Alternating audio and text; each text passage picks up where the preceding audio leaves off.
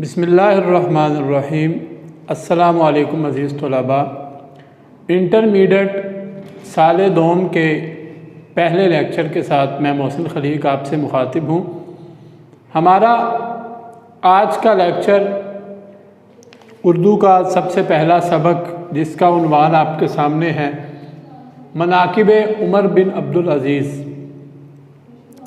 और इस सबक के मुसन्निफ़ का नाम है उर्दू अदब की बहुत जानी पहचानी शख्सियत अल्लामा शिबली नोमानी, जिनको आप क्लास नहम में भी पढ़ चुके हैं। अल्लामा शिबली नोमानी उर्दू अदब के बहुत बड़े नक्काद थे और इंतकाद अदब के हवाले से इनकी दो किताबें, एक शेरुल अजम और मवाज़ना अनीस व दबीर, बहुत अहम हैं। और इसके अलावा ये सवाने निगार भी थे।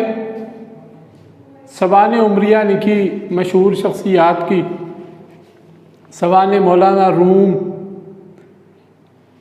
और शेख सादी शिराज़ी की सवाने लिखी, और हज़रत उमर फ़ारूक रज़ियल्लाहु ताला अन्हु की सवाने अल फ़ारूक भी लिखी। मज़मून निगार भी थे। सर सैयद अहमद ख़ान के हल्का इरादत में शामिल थे और उनके साथ काम करने वालों में शामिल थे, और इनका शुमार उर्दू अदब के अरकान खमसा में भी होता है।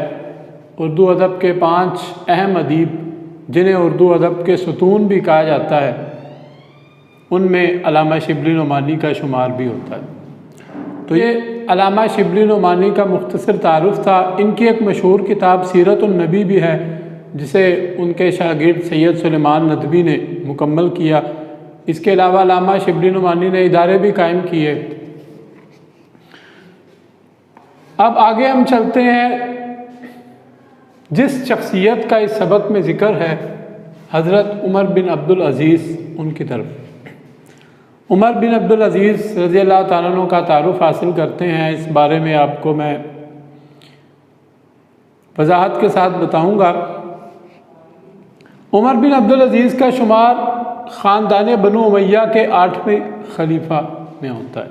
ये बनु उमैया के 8वें खलीफा थे, और बनु उमैया की जो हुकूमत है उसका आगाज़ हज़रत अमीर मुआविया से हुआ।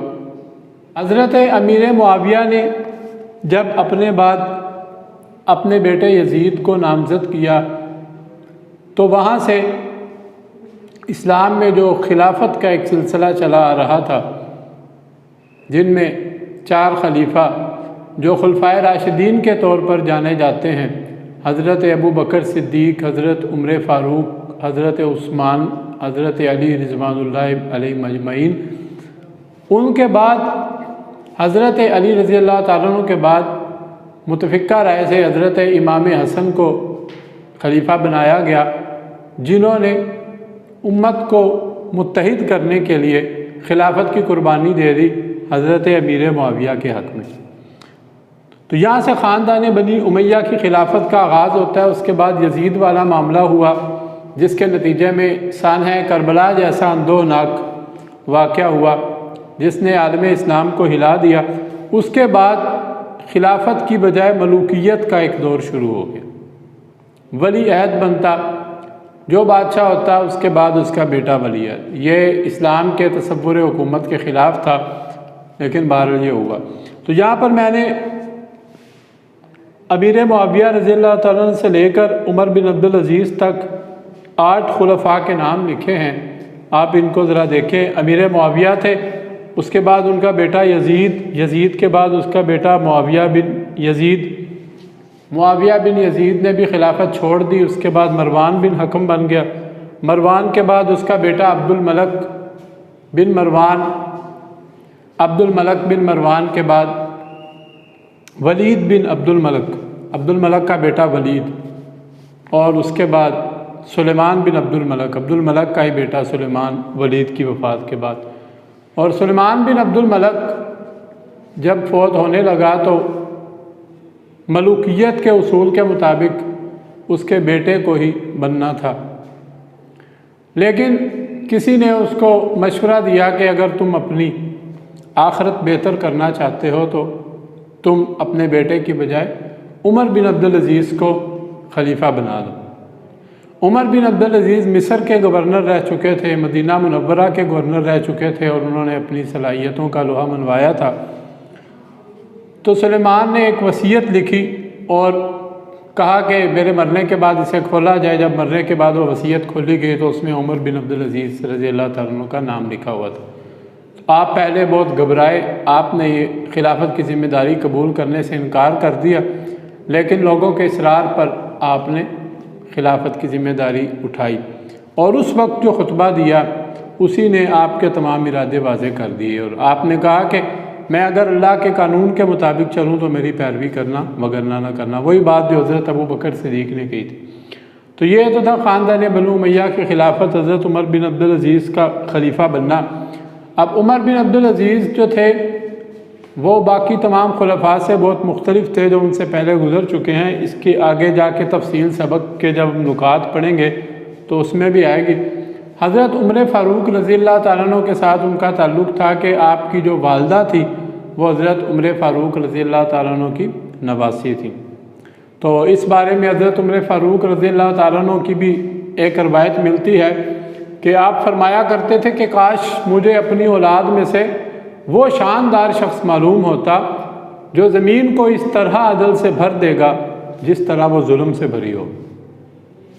तो हज़रत उमर बिन अब्दुल अज़ीज़ ने आपको उमर सानी का लक़ब भी इसीलिए दिया गया कि आपने आकर उसी तर्ज पर, उसी पैटर्न पर अपनी हुकूमत चलाई कि जो अदल और इंसाफ का निज़ाम हज़रत उमर फ़ारूक रज़ी अल्लाह तआला अन्हु और दीगर खुलफाए राशिदीन ने जो इंसाफ का निज़ाम कायम किया हुआ था उसी के मुताबिक उन्होंने अपनी हुकूमत चलाई।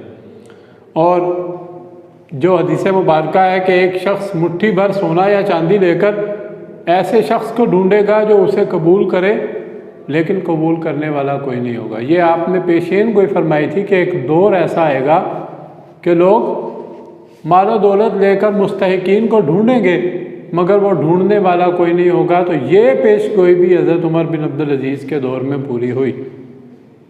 उस वक्त इस्लामी जो सल्तनत थी वो 3 बर्रे आज़मों पर फैली हुई थी, बहुत बड़ी सल्तनत थी, लेकिन हज़रत उमर बिन अब्दुल अज़ीज़ ने ऐसे अच्छे तरीके और अदल और इंसाफ के उसूलों के मुताबिक इस निज़ाम हुकूमत को चलाया कि आपके दौर को खुलफाए राशिदीन की तोसी कहा जाता है। ये था हज़रत उमर बिन अब्दुल अज़ीज़ का तारुफ़, आपकी शख्सियत का तारुफ़। आगे हम चलते हैं सबक के अहम नुकात की तरफ। हज़रत उमर बिन अब्दुल अज़ीज़ की शख्सियत को हम सबक में साथ साथ ज़ेर बहस लाते रहेंगे। ये तो उनका एक इब्तदाई तारुफ़ था। सबक के अहम नुकात की तरफ चलते हैं। हम आज के सबक में सफ़ा नंबर 1 और 2 को पढ़ेंगे और इसमें जो अहम बातें, अहम नुकात हैं उसको हम उस पर बात की जाएगी। पहला जो नुक्ता है, पहले पैराग्राफ में पहली लाइनों में अल्लामा शिबली नुमानी ने एक किताब का हवाला दिया। उस किताब का नाम है सीरतुल उमरैन, यानी 2 उमर, उनकी सीरत। एक हज़रत उमर बिन ख़त्ताब रज़ी अल्लाह तआला अन्हु जो खलीफा दोम थे, दूसरे हज़रत उमर बिन अब्दुल अज़ीज़ रज़ी अल्लाह तआला। तो शिबली कहते हैं कि ये सीरतुल उमरैन जो किताब है ये अल्लामा इब्ने जोज़ी ने लिखी। अल्लामा इब्ने जोज़ी एक मुहद्दिस थे। मुहद्दिस वो होता है जो अहादीस को जमा करता है। तो ये किताब अल्लामा शिबली नुमानी ने कुतुब खाना खुदैबिया में देखी, मिस्र में कुतुब खाना खुदैबिया। अब ये बताने का क्या मकसद है, सीरतुल उमरैन का बताने का क्या मकसद है? शिबली कहते हैं कि जब मैंने हज़रत उमर फ़ारूक रज़ी अल्लाह तआला अन्हु की किताब अल फ़ारूक जो उनकी सवाने उमरिया लिखी, तो इस किताब में से सीरतुल उमरैन में से उन्होंने काफ़ी मदद ली और मुफीद मालूमात का इंतखाब किया। तो कहते हैं कि अल्लामा इब्ने जोज़ी ने अपनी इस किताब सीरतुल उमरैन में उन बातों का जिक्र किया है जिनका ताल्लुक़ अदल और इंसाफ के साथ। चूँकि हज़रत उमर फ़ारूक रज़ी अल्लाह तआला अन्हु भी अपने अदल के हवाले से बहुत मशहूर थे, तो उमर बिन अब्दुल अज़ीज़ भी अपने अदल के हवाले से बहुत मशहूर थे। तो अब अल्लामा शिबली नुमानी ने वहाँ पर उन चंद वाक़यात को नकल किया। एक बात तो कहते हैं कि उमर बिन अब्दुल अज़ीज़ की शख्सियत में जो अहम बात थी वो गैर मज़हब वालों के साथ उनका तर्ज़ अमल था।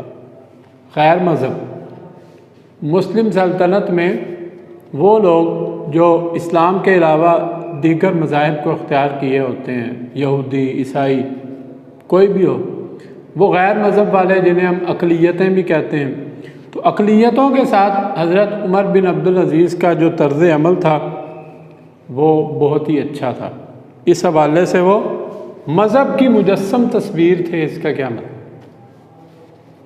यानी मज़हब ने अक़लियत के हवाले से, अक़लियतों के हवाले से जो हुकूक मुतय्यन किए हैं और जो रहनुमाई दी है, तो हज़रत उमर बिन अब्दुल अज़ीज़ ने उसको भरपूर तरीके से पूरा करके दिखाया।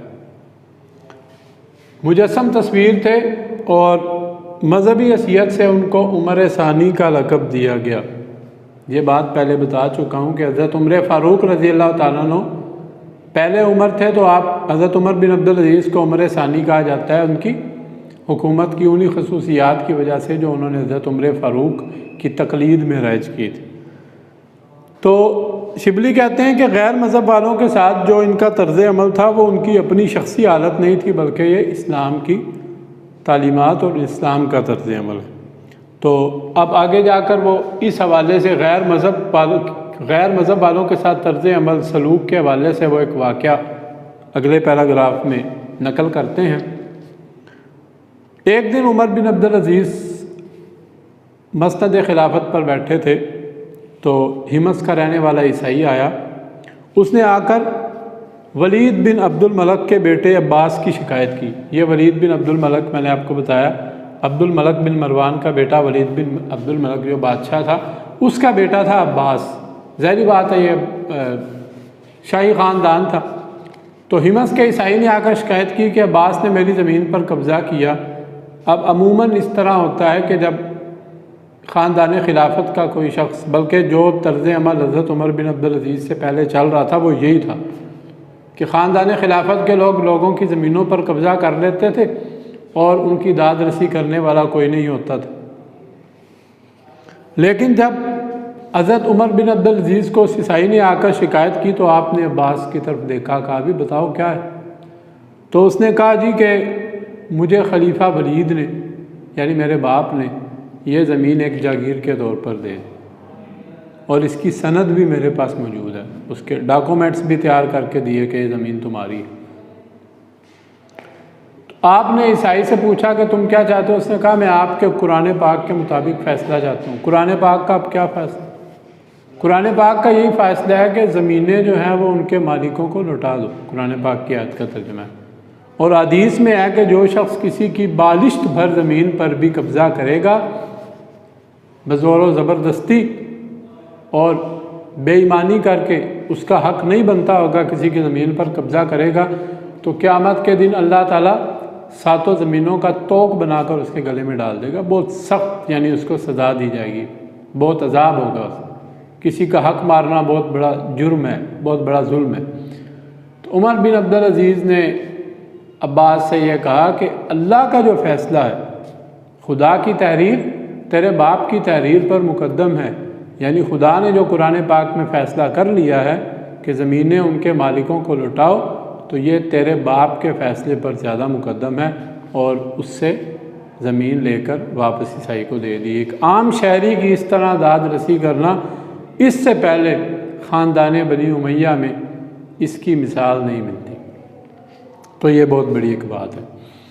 अगला जो अहम नुक्ता है सलातीन बनी उमैया की नाजायज़ कार्रवाइयाँ, वो भी ज़मीन से ही मुतल्लिक है। जैसा कि आपने अभी ऊपर वाले वाक़े में पढ़ा कि जिस तरह अब्बास ने ज़मीन पर कब्ज़ा किया, तो ख़ानदान खिलाफत का ये दस्तूर था कि वो अपने जानने वालों को, अपने रिश्तेदारों को, अजीज़ों को लोगों की ज़मीनें दे दिया करते थे। यहाँ पर शिबली ने कहा है कि जिस तरह सलातीन तैमूरिया के ज़माने में बड़े बड़े सूबे शहज़ादों की जागीर में, अगर हम बहुत ज़्यादा पीछे न जाएं, अंग्रेज़ दौर की बात करें, तो उस दौर में भी ऐसा हुआ कि 1857 की जंग आज़ादी में जिन लोगों ने अंग्रेज़ का साथ दिया, तो अंग्रेज़ ने इनाम के तौर पर उनको पूरे पूरे गांव जागीर में दिए। अगर किसी ने किसी अंग्रेज़ की जान बचाई तो गदर ख़त्म होने के बाद उसको बुलाया गया और उसकी खिदमात का एतराफ़ करते हुए उसे कहा गया कि जाओ वो फ़लाँ 3 गांव तुम्हारे हैं, तुम अब उनके मालिक हो। ये वही पैटर्न है जो पहले चला आ रहा। तो ख़ानदान बनी उमैया ने भी ऐसे ही किया। अब जब हज़रत उमर बिन अब्दुल अज़ीज़ खिलाफत पर बैठे तो सबसे पहले इस चीज़ का उनके ज़हन में ख्याल आया। ख़ानदान वाले बरहम हो गए। ज़ाहिरी बात है, जो ज़मीनें उनके पास थीं उनसे हाथ धो लेना ये कोई आसान बात नहीं थी। उन्होंने बड़ा हंगामा बर्पा किया, बड़े गुस्सा हुए, लेकिन हज़रत उमर बिन अब्दुल अज़ीज़ जो थे उन्होंने कोई परवाह नहीं की। तो उन्होंने अपनी फुफ्फी को, जिनका नाम उम्मे उमर था, उनको सफ़ीर बनाकर भेजा कि आप उमर बिन अब्दुल अज़ीज़ से जाकर हमारी सिफारिश करें कि वो हमसे हमारी ज़मीनें ना छीनें। लेकिन हज़रत उमर बिन अब्दुल अज़ीज़ ने उनकी सिफारिश भी ना मानी। जब उन्होंने कहा कि ख़ानदान वाले बगावत कर देंगे आपके ख़िलाफ़, आपकी खिलाफत जाएगी, आपकी बादशाहत जाएगी, तो हज़रत उमर बिन अब्दुल अज़ीज़ ने जवाब दिया कि मैं क़यामत के दिन के सिवा खुदा के अलावा किसी से भी नहीं डरता। मुझे इस बात का डर है ही नहीं कि मेरी हुकूमत चली जाएगी। मैंने तो इंसाफ करना है, लोगों को उनका हक दिलाना है, और अगर इसमें मैं हुकूमत से हाथ धो बैठता हूँ तो ये कोई बात नहीं। तो वो मायूस होकर चली गई। अब ये तो बात थी लोगों की। अब उनके अपने कब्ज़े में भी, आपको बता चुका हूँ पहले, वो गवर्नर भी रहे मिस्र के। पहले जो उनका तर्ज़ ज़िंदगी था वो और था। जब खिलाफत संभालने से पहले हज़रत उमर बिन अब्दुल अज़ीज़ का तर्ज़ ज़िंदगी और था, लेकिन जब खिलाफत संभाली, ज़िम्मेदारी का एहसास हुआ, तो उनका जहन भी बदल गया और उन्होंने बड़ी सादगी और किफ़ायत शारी इख्तियार की। तो अब जब उनके पास जो अपने कब्ज़े में ज़मीनें थी, अब उनका भी फ़ैसला करना था, क्योंकि ऐसे इंसाफ तो नहीं होना था कि लोगों की ज़मीनें लेकर दे दी जाती और अपनी ज़मीनें रहने दी जाती। तो इस बारे में उन्होंने बड़े बड़े मजहबी उलमा को बुलाया। यहाँ पर उलमा के नाम भी लिखे हुए हैं, मखूल, मैमून बिन मेहरान और अबू कलाबा। तो इन उलमा को बुलाया उमर बिन अब्दुल अज़ीज़ ने और उनसे राय ली। अब अमूमन ऐसा होता है कि जो पहले सिलसिला चला आ रहा था कि लोग खलीफा के सामने बोलते नहीं थे, बात नहीं करते थे, डरते थे। लेकिन जब उलमा ने थोड़ा सा दब कर जवाब दिया, सीधी सीधी बात नहीं की, तो उमर बिन अब्दुल अज़ीज़ इस पर नाराज़ हुए। फिर उन्होंने अपने बेटे अब्दुल मलिक को बुलाया। बेटे ने क्या कहा कि सब वापस कर दें, नहीं तो आपका शुमार भी ज़ालिमों में से हो। फिर अपने ग़ुलाम से बात की, जिस ग़ुलाम का नाम मज़ाहिम था। तो ग़ुलाम ने कहा कि आप अपने बाल बच्चों की तरफ भी देखें, उनका गुजारा कैसे होगा। और बाल बच्चों की हालत उनकी खिलाफत के दौर में ये थी कि एक दफ़ा हज़रत उमर बिन अब्दुल अज़ीज़ अपने घर आए तो उनकी बेटियों ने अपने मुंह पर दुपट्टे रख लिए। तो उमर बिन अब्दुल अज़ीज़ ने पूछा कि आपको क्या हुआ। तो उन्होंने कहा कि अब्बू जान, हमने आज प्याज से रोटी खाई है, तो हम नहीं चाहते कि हमारे मुंह से प्याज की जो बदबू है वो आपको परेशान करे। आप अंदाज़ा लगाएं खलीफा की ये हालत। और एक दफ़ा हज़रत उमर बिन अब्दुल अज़ीज़ ने, ईद आ रही थी, उनकी अहलिया ने कहा कि बच्चों को कपड़े लेकर देने हैं, तो क्या किया जाए। ज़हन में ये आया कि अगले माह की तनख्वाह पेशगी ले लेते हैं, एडवांस ले लेते हैं। ख़जानची के पास गए, उससे कहा भाई मुझे अगले माह की तनख्वाह पेशगी दे दो। अब ख़जानची भी उनका ही तरबियत याफ्ता था। उसने कहा कि आप मुझे ये लिख कर दे दें कि आप अगले महीने ज़िंदा रहेंगे, तो मैं आपको तनख्वाह पेशगी दे देता हूँ। उमर बिन अब्दुल अज़ीज़ वापस आ गए। कहा यह तो मैं लिख कर दे ही नहीं सकता कि मैं अगले महीने ज़िंदा रहूँगा। तो अगर मैं मर गया और मैंने पहले पैसे ले लिए हुए, तो मैंने तो काम किया नहीं होगा, वो तो आराम के होंगे। तो इससे अंदाज़ा लगा लें कि ये तकवा, ये किस कदर तकवा था, और उन्होंने जो बैतुल माल था अवामुन नास का, उसको किस तरह उसकी हिफाजत की। तो मज़ाहिब ने कहा कि आपके बाल बच्चों का गुज़र बसर कैसे होगा? फरमाया कि उनका अल्लाह मालिक है।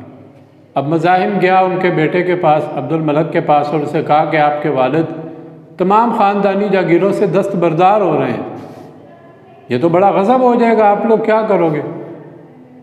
और मैंने उन्हें यह राय दी है कि आप ये ना करें। तो बेटे ने क्या जवाब दिया? बेटा भी उमर बिन अब्दुल अजीज़ का था। बेटे ने कहा कि तुमने बहुत बुरी राय दी है मेरे बाप को कि ख़ानदानी ज़मीनें ना छोड़ो। उसके बाद उसको साथ लिया और अपने बाप से मिलने चले गए। उमर बिन अब्दुल अजीज़ आराम कर रहे थे, तो अब्दुल मलक ने कहा कि खलीफा को जगाएं। पहरेदार ने कहा कि उनको थोड़ी देर के लिए आराम कर लेने, लेकिन अब्दुल मलक ने कहा तुम जाके कहो उनसे। उमर बिन अब्दुल अजीज़ ने आवाज़ सुनकर बुला लिया और कहा कि हाँ जी बताएं क्या बात है। तो उन्होंने सारा वाक़या बयान किया कि किस तरह आपके मुलाजिम ने आकर मुझे ये कहा है। तो उमर बिन अब्दुल अजीज़ ने कहा अच्छा मैं ज़ोर की नमाज़ पढ़ के ऐलान कर दूँगा कि हम इन तमाम ज़मीनों से दस्तबरदारी इख्तियार कर रहे हैं।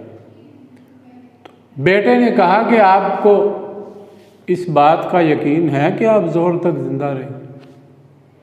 चनाचे अब उठे, लोगों को जमा किया और उनके सामने ये ऐलान किया कि जो जो जागीरें, जो जो ज़मीनें हमें दी गई हैं हमारे ख़ानदान को, हम उनसे दस्तबरदारी इख्तियार करते हैं। और उसके जितने भी संदे थी, उसके जितने भी डॉक्यूमेंट थे, वो सारे कैंची से काट काट कर फेंक दिए। तो ये एक उसूल कायम किया जिस उसूल पर खुलफाए राशिदीन चल रहे थे। जैसे हज़रत उमर फ़ारूक रज़ी अल्लाह ताला अन्हु के बारे में वाक़या है कि एक बार आपकी तबीयत ख़राब हुई और शहद की ज़रूरत पड़ गई। पास नहीं था लेकिन बैतुल माल में मौजूद था। तो लोगों को जमा किया और उनसे पहले इजाज़त तलब की कि अगर आपकी इजाज़त हो तो मैं बैतुल माल से शहद थोड़ा सा ले लूँ। तो आप इसका तकाबुल हमारे आज के दौर से करें। और जो इसी सिलसिले में जो अगली बात है, इब्ने सुलेमान बिन अब्दुल मलक का जो बेटा था, उसके साथ उमर बिन अब्दुल अजीज़ को बड़ी मोहब्बत थी। वो अपनी जागीर की सनद जब लेकर आए और कहा कि आप मेरी ज़मीन ना छीनें, तो आपने उससे सवाल पूछा कि तुम्हारे से पहले ये ज़मीन किसके कब्ज़े में थी? तो उसने कहा ये तो हज्जाज की औलाद के पास थी। तो फरमाया फिर हज्जाज की औलाद को दो। वो बोला नहीं, ये असल में आम मुसलमानों की ज़मीन है जो हज्जाज की औलाद ने छीन ली। तो फरमाया फिर ये आम मुसलमानों को ही मिलनी चाहिए, तुम्हें नहीं मिलेगी। और जब वो रोए तो उसे कहा कि मैंने अपने नफ्स के साथ भी यही बर्ताव किया है, मैंने अपनी ज़ात के साथ भी यही बर्ताव किया, तो मैं आपके साथ भी यही बर्ताव करूँ। तो ये जो मौजू है ये यहाँ पर ख़त्म हो जाता है। सबक में पहले 2 सफ़ात को हमने तफसील के साथ पढ़ा, तो आप इन 2 सफ़ात का मुतालिया ज़रूर करें। जब आप ये लेक्चर सुनेंगे और इन 2 सफ़ात का मुतालिया करेंगे तो आपको बात ज़्यादा अच्छे तरीके से समझ आएगी। कुरान पाक की एक आयत इस मौजू के हवाले से, जिसे हज़रत उमर बिन अब्दुल अजीज़ ने हमेशा मुकद्दम रखा, एदिलू हुवा अक़रबु लित्तक़वा, अदल करो क्योंकि ये तक़वे के ज़्यादा करीब है। तो हज़रत उमर बिन अब्दुल अजीज़ का जो तक़वा था वो आपकी ज़िंदगी में और आपकी हुकूमत में और आपकी हुकूमती पॉलिसियों में नज़र आता है। तो हमारा आज का लेक्चर इसी नुक्ते के साथ इख्तिताम पज़ीर होता है। इंशाअल्लाह अगले लेक्चर में हम इस सबक का बाकी हिस्सा पढ़ेंगे।